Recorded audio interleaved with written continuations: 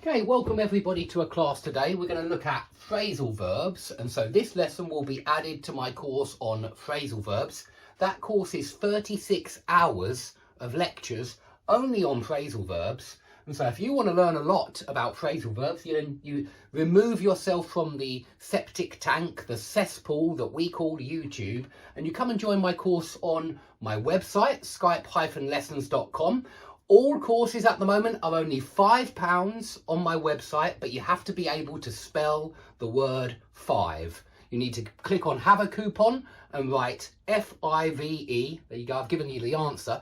F-I-V-E into the coupon code, and you will be able to buy any of my courses for £5. So skype-lessons.com is the best place, the cheapest place to buy my courses.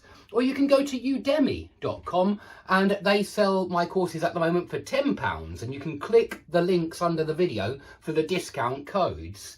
But yeah, that's where I want you to watch my courses. That's where I have hours and hours and hours of lectures. I have quizzes as well to test your understanding of the lesson, and they're there after each and every lesson on every course.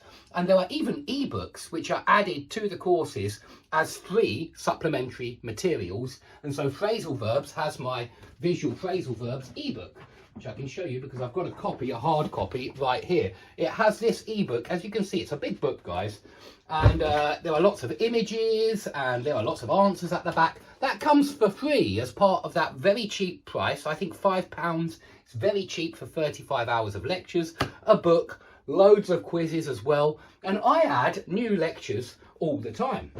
So please, if you want to buy any of my courses, you can also buy a grammar course that comes free with this book, Master Advanced Grammar. You can buy something on punctuation and grammar, Master English Language, that comes free with this book. Obviously not the hard copy, just the PDF, but you can buy a hard copy on Amazon.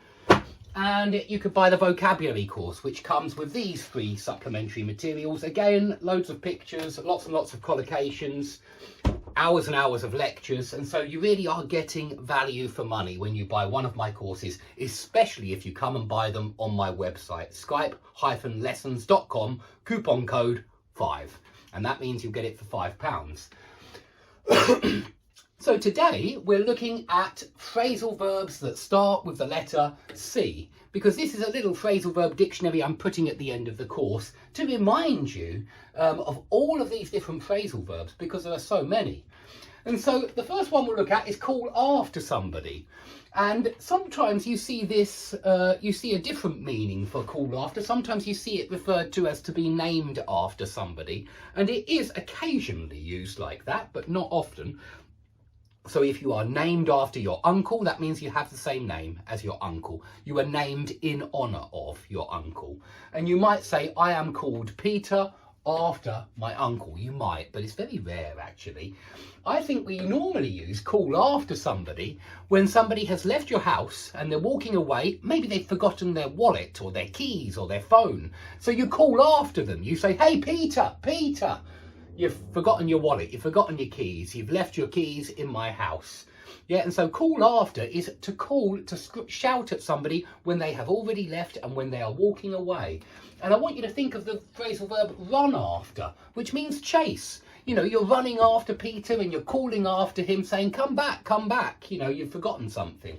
So that's call after somebody. It's call to them when they've already left your house, or when they've already left and they're walking away and you want them to come back, usually when you call after them. Okay, call at somewhere. This is very often used for trains and boats, but I suppose it can be used for people as well. You could call at a friend's house, you could, certainly. And it means then to call for a friend, or where's pay someone a flying visit? It means to call in on a friend. To call at a friend's house is the same as to call in on a friend. But yeah, that's the difference. We would say call at his house, but call in on him.